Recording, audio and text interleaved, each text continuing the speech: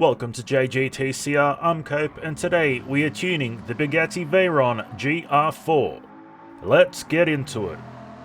In factory trim, this Veyron handles impressively well, especially considering how horrendously the road-going version drives. The difference between the two is literally night and day.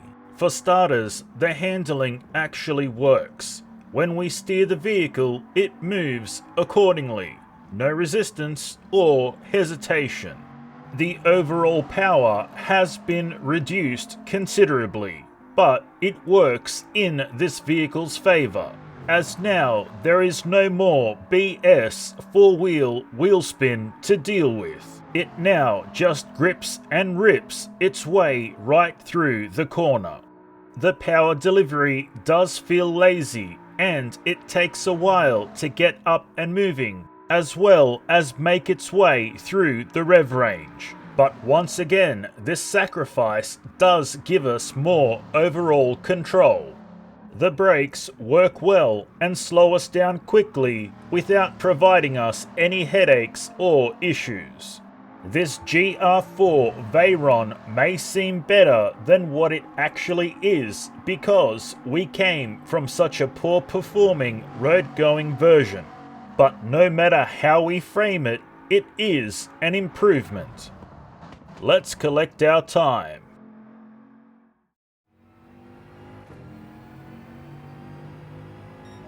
Seven minutes, 10.5 seconds. And now, the race tune. Nothing too out of the ordinary with our tune for the Gr.4 Veyron. The main area of note is our differential settings, where our rear is set considerably higher than the front. This is to reduce some understeer issues we were having. This is also reflected in our suspension settings, where the front is set softer than the rear. Let's see it in action. The default settings are extraordinarily good and could be left as is and it would be fine. But as we say around these here parts, we gots to tune. The mild understeer we were experiencing has been thwarted by our tune. The handling is now right on the money. It goes where it's told to, and it does so effectively and quickly. The power has increased, and it is a welcomed improvement as the factory vehicle was lacking in power. The power delivery is stellar. There is nowhere near enough power and torque to cause us too many problems. This gives us the confidence needed to plant the throttle coming out of turns without the fear of ending up mowing the lawn. Wheel spin is rare, but it can occur if we are more aggressive with our driving. The brakes work well for the application with no real issues to report. Let's collect our time.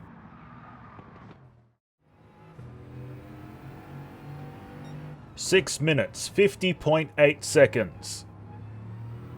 On to the drift tune. Unfortunately, the differential gear has the front-rear torque distribution locked. This makes dialing in a drift tune a tedious task. But we did use the tools available to us and put together a drift tune. Let's see how it performs drifting Suzuka. There is no clearer way to say it. The Veyron Gr.4 sucks as a drift car. It is extremely reluctant to comply with our input requests and tries to sabotage our drift at every turn.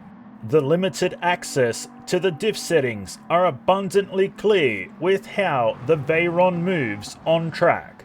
We end up having to throw it at the corner and hope for the best.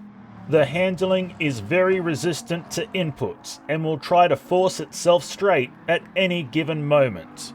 The power is lackluster. and it struggles to maintain slides. The power delivery is incredibly weak, and it can hardly muster the strength to hold an angle during a drift.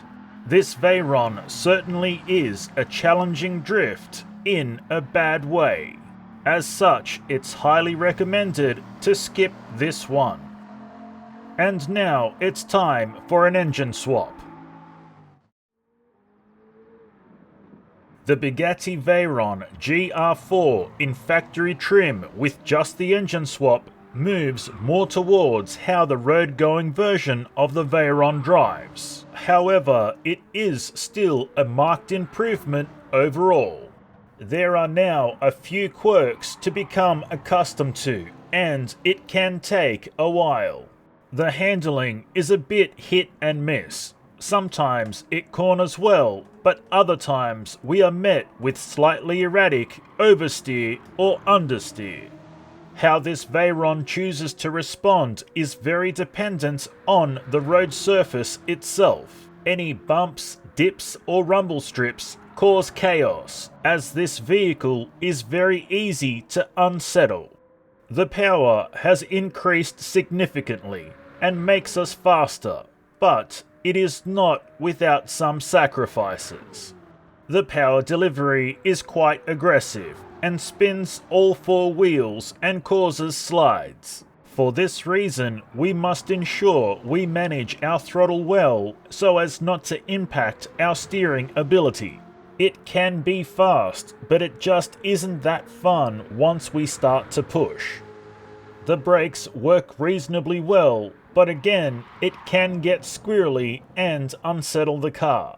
So brake in straight lines as much as possible and be smooth on turning inputs. Let's collect our time.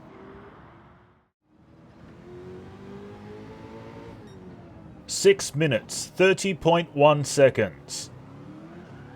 And now the race tune. Our settings are quite similar to our non-engine swapped variant. The major differences reside in the differential gear, where our front settings have been nerfed considerably, and also in the ballast, which again has also been reduced considerably. Let's head back out to the Nürburgring. The default settings are decent, but there is a touch too much understeer. Fortunately for us, the Veyron Gr.4 responds well to modification and tuning. The handling works well until it doesn't. Understeer is an issue no matter what we do, but at the very least it can be managed. It's up to us to control ourselves when pushing. We must ensure that we don't come in too hot into turns. We must also ensure that we are not too eager when planting the throttle on corner exit. We have all heard the age-old racing adage, slow in, fast out. And this Bugatti Veyron Gr.4 with the engine swap is exactly where this rule should be applied. The power on hand is considerably high, but it is very reasonable when planting the throttle. The power delivery is fairly impressive. It can shake the tail loose from time to time, but it is mostly well stuck to the road. The brakes work well when used in a straight line. However, turning and braking is a no-no, as the weight shift does cause slides. Let's collect our time.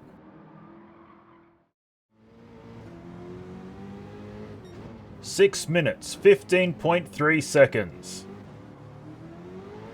And now the drift tune.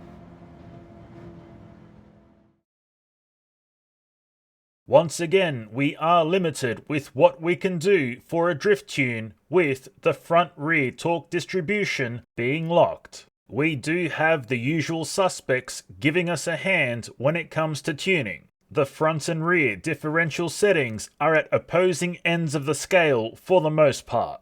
and some ballast is employed to help level the vehicle out balance-wise so we don't get Mr. Whippy situations when we are drifting. Let's drift Suzuka. The Bugatti Veyron Gr.4 with the engine swap is much better to drift than its factory-engined counterpart. However, it is still lacking in too many areas to make it a good drift car. The handling works well enough if we choose to drive it correctly. If we start pushing too hard, this Veyron will deliver us a mountain of understeer. Yet if we are too cautious, it will grip and flick us straight off the track. The power has been upped quite a bit. This affords us some more flexibility with our drift method. The power delivery is crisp and almost instant when we plant the throttle. The magic rev zone for this Veyron is around 4000 RPM. And if we hit it just right, we can even turn the vehicle with the throttle. But as we mentioned earlier, while it is better, it's definitely not good. And that's all we have for you today, so until next time, keep racing!